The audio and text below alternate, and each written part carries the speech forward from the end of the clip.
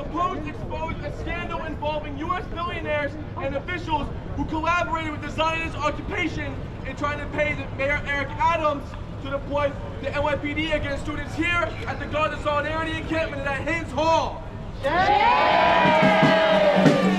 barbarity and brutality of this university's admin has, through the actions of brave students and community organizers, been exposed to the world.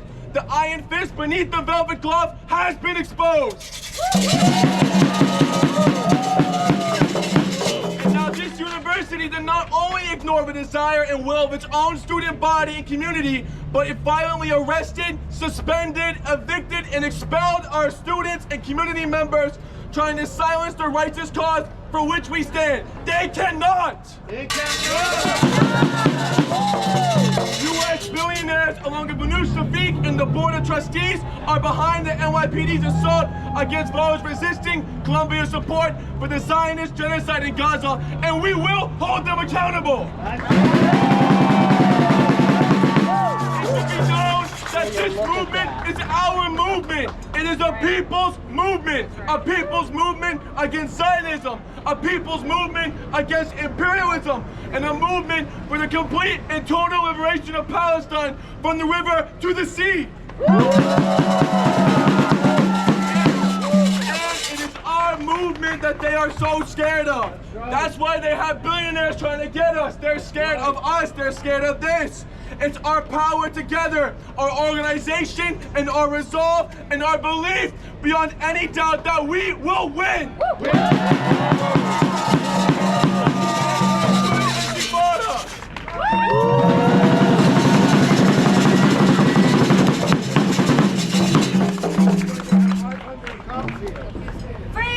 Free Palestine!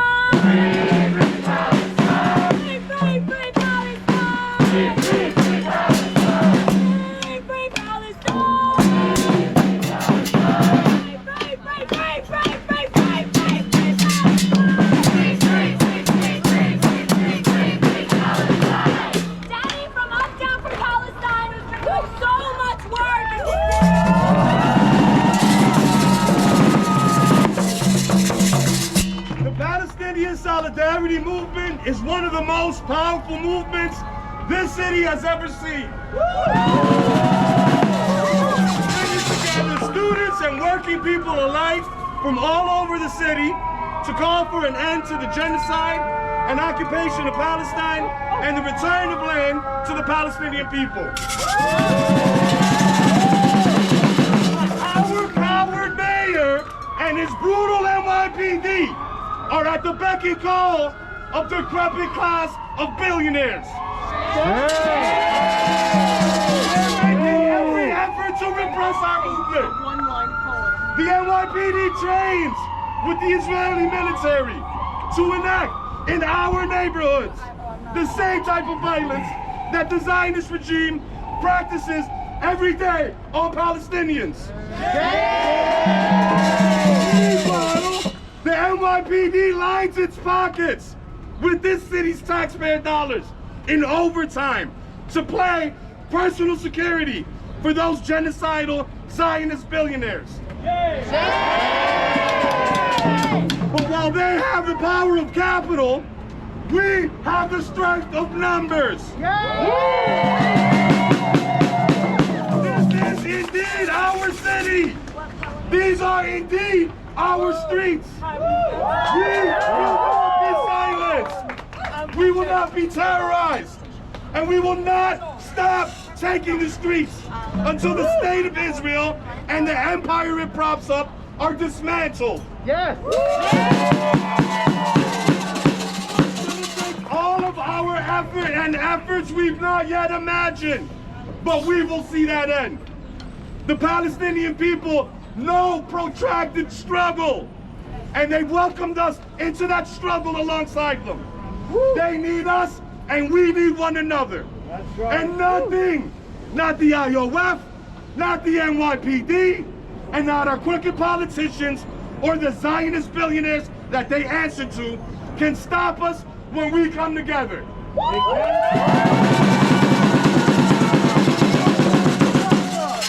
From uptown to Gaza, Palestine will be free.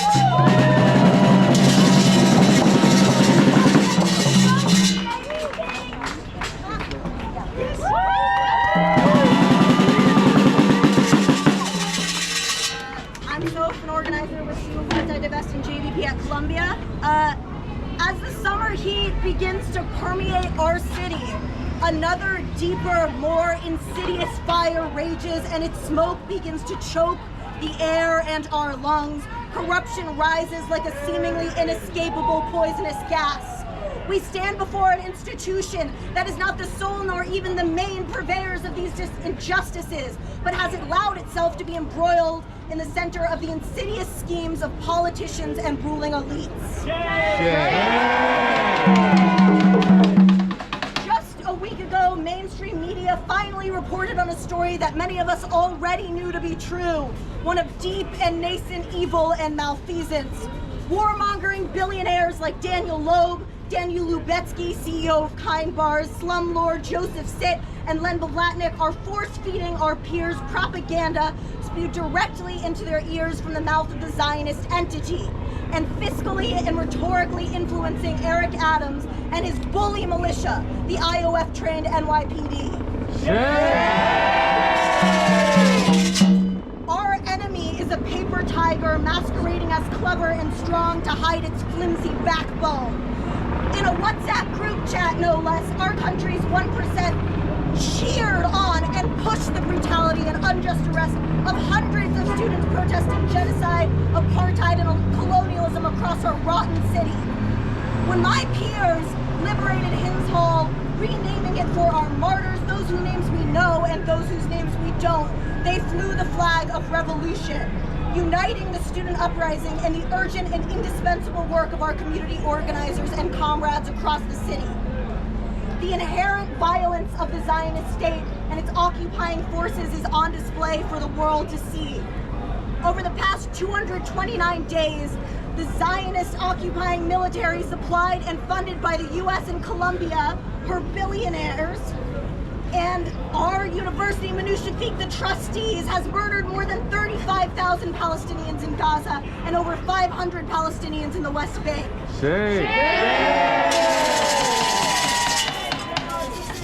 In the past weeks, the Zionist occupation's military has intensified their terror attacks on the Palestinian people, indiscriminately bombing Rafah and Jabalia, targeting multiple hospitals, murdering patients, doctors, and those seeking refuge from genocide and ethnic cleansing. Zionists are targeting aid shipments. Settler violence is increasing tenfold in the West Bank. UNICEF warns that children are increasingly facing starvation and dehydration, and the siege on Rafah is intensifying every day. Thousands of Palestinian prisoners, hostages, are being tortured in the backyard of Israelis. The more the Zionist entity realizes it cannot challenge the unending strength of the Palestinian people to win a military or diplomatic victory, the crueler they become, and the further their web of injustice stretches, igniting fascism abroad and into our city. Less than a week ago, I watched the NYPD barbarically attack protesters in Bay Ridge, memorializing the 76th anniversary of the Nakba and fighting the continuing catastrophe funded on our dime. Government and education are a threat to the colonizer, are a threat to the Zionist entity. Raised as a Zionist Jew in New York City, I did not hear the word Nakba nor know of the injustices perpetuated until high school. It was through unrelenting reading and education that I was able to unlearn the imperialist dogma shoved down my throat.